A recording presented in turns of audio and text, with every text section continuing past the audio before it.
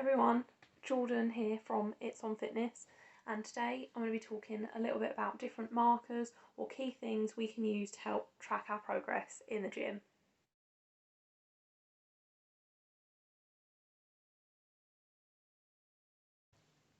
Okay, so it may sound pretty obvious, but when we're looking to track our progress, we obviously need to know what area we're actually trying to progress in. So when you look at your goals, you might have a few different ones, but kind of we just need to identify what category they fall into. So there is like performance goals. So that's like how fast you are, how much power you've got, like your endurance, your all things like that, all how you perform, 1 rep maxes, etc., etc. Any goals related to things like that, they are performance goals. So then second, we've got aesthetic. So that's kind of based more on how you look. So that might be like if you want your shoulders to look larger or your waist to be smaller, things like that. They're all aesthetic goals. And then another area is like if you're just working out to try and improve like your mental health or your general mood or how you feel about yourself, etc. So that is like a mental health goal. We can call it that. So I'll talk about each of those categories individual and some of the markers or key things we can look to track within those areas. So performance markers, they are up first. So reps, how much weight you're actually lifting, your rest times, and things like distances or pace as well if you're going for like cardiovascular type training. So I'll go through each one of those individually.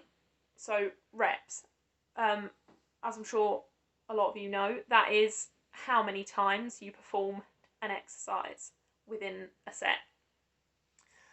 So if you could do 7 one week and 8 the next week within the first set at the same weight, then that is some progress right there. So reps is something you really want to be keeping note of.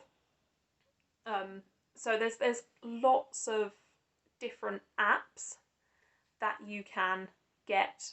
It's like Strong. There's just one called Strong Fitness Tracker app.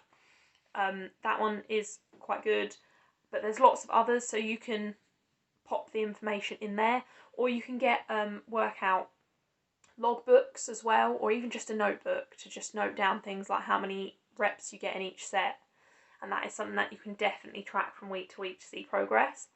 So something that follows on from that really good is of course weight, how much weight you are lifting. Again, those apps and those logbooks or just a notebook, very easy to just jot down what you got when you go to the gym, take a look back at last week, and then you have all that information there for you to try and see if you can improve. Because if you're not tracking it, you might not necessarily push yourself to go a little bit further, or you might not be able to quite remember. You're like, oh, did I do 6 reps at 20 or did I do 5? And you won't, really be able to remember. So they are really good for tracking performance progress. Another thing gets slightly more complex, but if you are really interested, then it's another good thing to track is the rest times. So that's how much break you have between sets. So if you start noting that down, and then after a few weeks you notice that you don't really need the full minute, you feel ready to go after like 45 seconds, then you know that that's some progress there and you might be able to up the weight or up the reps, etc. So yeah, rest time is another really good one. And I think quite a lot of the apps have space for you to pop that in as well, or I'll say a notebook, obviously you can just write it down easily. And then distance and pace and all of that, that's going to just depend on what like some of the trackers for those kind of things are going to depend on what type of cardiovascular exercise you're doing. For example, spin, you have RPM, you can track things like that. And rowers obviously have power. So, just look out for those numbers. Like things that are numbers are usually really good to track because they're not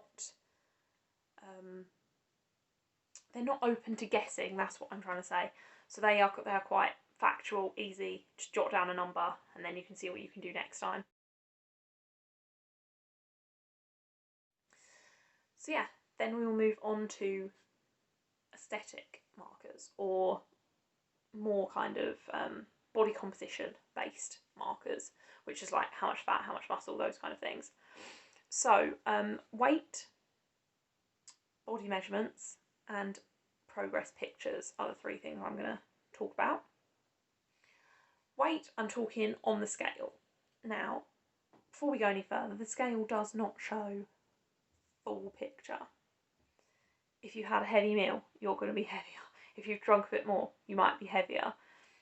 If you're slightly constipated, you might be heavier. If it's your time of the month, you might be heavier, etc., etc. There's so many things that make it, you know, it's not always exactly true value. So it can fluctuate a little bit. But over time, it can be a good marker of like fat loss or weight loss.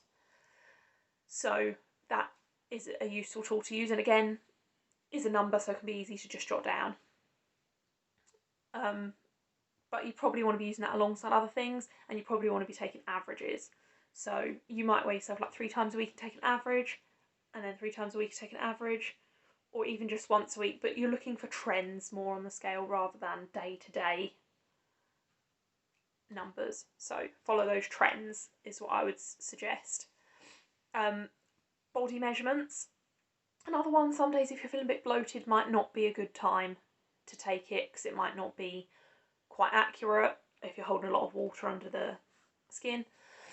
But it can be really useful. The one thing with body measurements is you really want to check that you are getting them in the same place every time. So, for example, if you're going to do bicep, you might want to even measure how far from like your neck is to there and from there to there, so you can check that you're getting in the same place each time. With your waist, you can do it in a few different places on your waist, but I think around belly button can be quite a good one because your belly button is obviously pretty much going to stay where it is. It might move up or down a little bit as your skin tightens or you drop a bit of fat, but it's a good marker to know where you are putting that tape measure around, that it's going to be consistent each time. So yep, and then we will move on to progress photos. So these should be similar lighting, similar clothing, similar distance away, like the camera and everything. Because if you're one day you're, pushing out your stomach and you're slouching, and then the next day you're posed and you're flexing, it's not really going to be a true representation of your progress. So it's fine if you want to take it in the best lighting for your body, because, I used to struggle if I take it in the worst lighting, then I think I look, bad, or just makes me feel a bit down.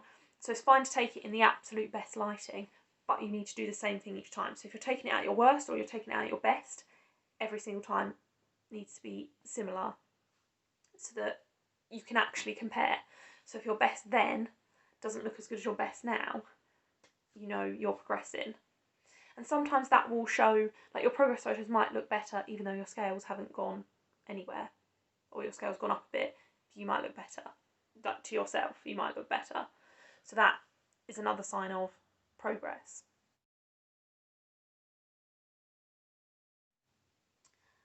Okay, then we will come on to third and final area, which I mentioned, which is kind of like your mental health and how you feel about yourself.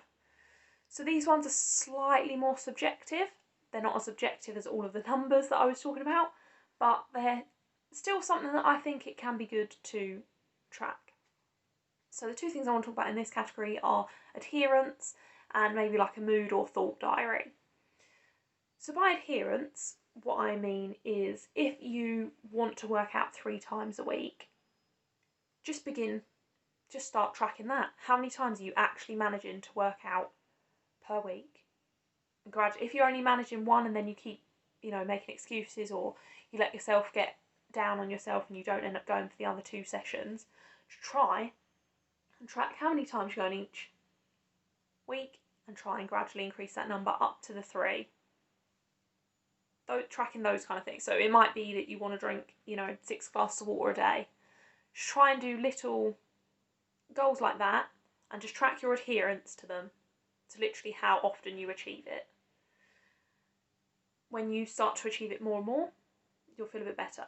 And it's probably a sign that you are mentally doing better, you're less stressed out, you've got less, crazy stuff going on, and you're feeling less down on yourself because you're managing to adhere to what you say you wanted to do, and you're managing to, work on all these things to make yourself feel better. And then, second thing, as I mentioned, a thought diary or mood diary. This one is very subjective and maybe influenced by a lot of factors, but it's something I do personally, do every day, and have done for almost a year now. Just each day, you can get a normal diary for this, or you can just literally get a notebook, or there is a few different apps that you can track like your mood or your feelings each day as well. But I personally just do a little kind of like an emoji face at the top, so it might be like a smile, or it might be a frown, or it might be like a little worried thing depending on the day. And then you just jot down a few notes about how you felt about certain things. So if we're talking about one specifically related to your fitness or your gym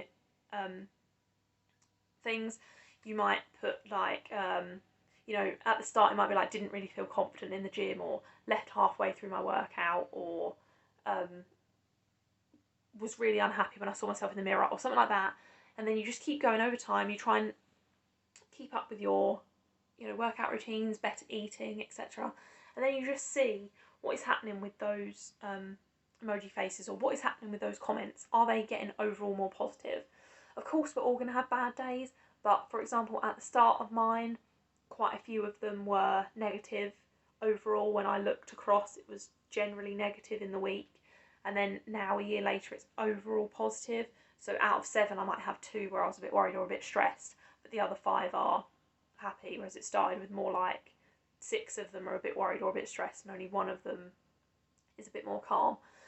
So I'd say that is very subjective, but it can be really good for just noticing overall trends in your mood. By the end, you might be writing things like, oh, I really like my arms now, or I feel much more confident in the gym, I feel much happier when I wake up, or I have more energy, I don't feel as tired.